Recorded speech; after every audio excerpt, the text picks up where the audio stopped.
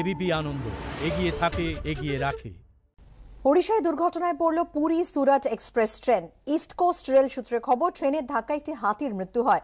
সেই সময় লাইনচ্যুত হয়ে যায় ট্রেনটি। ওড়িশার সম্বলপুর ডিভিশনে হাতিবাড়ি ও মানেসরের মধ্যে গতকাল গভীর রাতে দুর্ঘটনা ঘটে। ট্রেনের ইঞ্জিনের 6টি চাকা লাইনচ্যুত হয়, তবে যাত্রীরা কেউ আহত হননি বলে ইস্ট কোস্ট রেল সূত্রে দাবি। এই দুর্ঘটনার কারণে বেশ কয়েকটি রুটে দাঁড়িয়ে রয়েছে ট্রেন।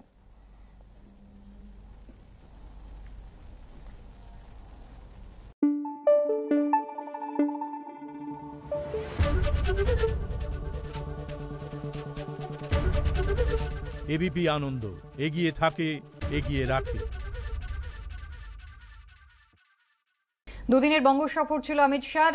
শনিবার তিনি গিয়েছিলেন পশ্চিম মেদিনীপুরে, যেখানে এক আদিবাসী পরিবারে ভোজনের পর গতকাল শান্তিনিকেতনের রতনপল্লীতে বাউল শিল্পীর বাড়িতে মধ্যাহ্নভোজ সেরেছেন।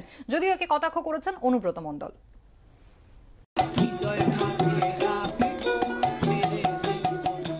শাহী অতিথি বলে কথা, তাই হৃদ মাজারে রাখার অঙ্গীকার গৃহকর্তা বাউল শিল্পীর।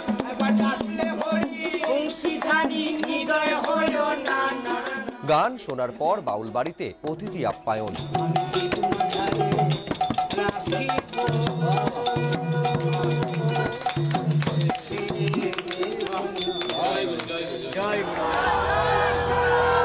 এদিন মরশুমের শীতলতম দিন, কিন্তু রবিবাসরীয় রবি তীর্থের ছবি দেখে তা বোঝার উপায় নেই। রাজনীতির উত্তাপে উষ্ণ শান্তিনিকেতন।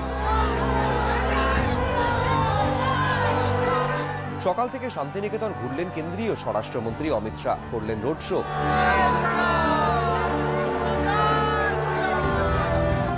দুপুরে পাত পেড়ে খেলেন বাউল বাড়িতে।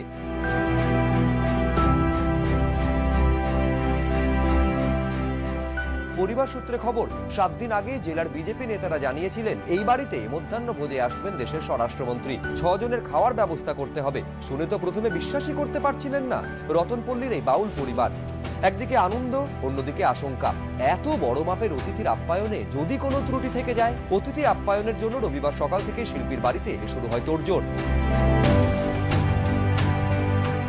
স্বরাষ্ট্রমন্ত্রী অমিত শাহ আজকে বোলপুরে এসে এক বাউলের বাড়িতে মধ্যাহ্নভোজন করবেন। সকাল থেকে যেটা জানা যাচ্ছে যে বিভিন্ন ধরনের খাবার যে রান্না করা হবে তার প্রস্তুতি হয়ে গিয়েছে, রান্নাও শুরু হয়ে গিয়েছে। কি কি খাওয়াবেন ঠিক করেছেন? আলু পোস্ত, টমেটোর চাটনি, বেগুন ভাজা, পটল ভাজা, আর একটু পরমান্ন হবে, আর অল্প একটু মিষ্টি আনবো। আমরা এই মুহূর্তে যেটা দেখতে পাচ্ছি, ভেতরে রাখাল দাস বাউল তিনি রান্নার প্রস্তুতিতে ব্যস্ত আছেন এবং তিনি যেটা করছেন নিজে হাতে যাতে রান্না করা যায় এবং তাকে স্বরাষ্ট্রমন্ত্রীকে পায়েস রান্না করে দেওয়ার সেই প্রস্তুতি করছেন।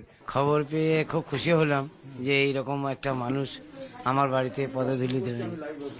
খুব খুশি আমি। ঘড়িতে তখন 2:05। রতনপল্লীতে বাউল শিল্পী বাসুদেব দাসের বাড়ির সামনে দাঁড়ালো অমিত শাহর কনভয়। একটু হাত নেড়েই নিকোনো উঠোনে আলপনা পেরিয়ে সংকীর্ণ দরজায় মাথা নিচু করে ঘরে ঢুকলেন শাহ। সঙ্গে কৈলাস বিজয়বর্গীয়, মুকুল রায়, দিলীপ ঘোষ, রাহুল সিনহারা। আগে থেকেই সেখানে ছিলেন বিজেপি নেতা অনুপম হাজরা। শিল্পীর বাড়িতে পৌঁছে শিব মন্দিরে পুজো করলেন অমিত। এরপর বাড়ির দাওয়ায় বসে মজলেন বাউল গানের সুরে।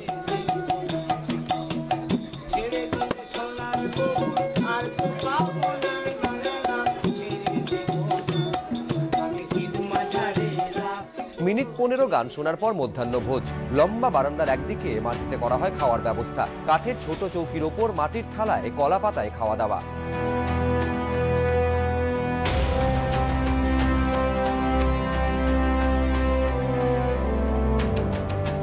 খাওয়া শেষ করে 2:50 নাগাদ রোড শোর উদ্দেশ্যে যাত্রা করেন শাহ। সব খেয়েছে চেটেপুটে। হ্যাঁ, একদম। আর কি বললেন আপনাকে?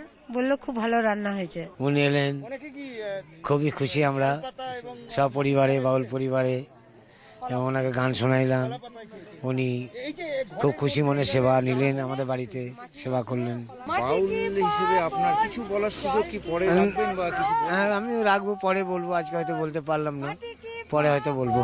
দুপুরের খাওয়া সেরে তৃপ্ত মুখে রোড শোর দিকে অমিত শাহ পা বাড়ালেও এই ভোজন ঘিরেও বাদ গেল না বিজেপি তৃণমূল তরজা। আমি কালকে ববি এখন যদি বলে খাবো ঘরে খাই দেবো।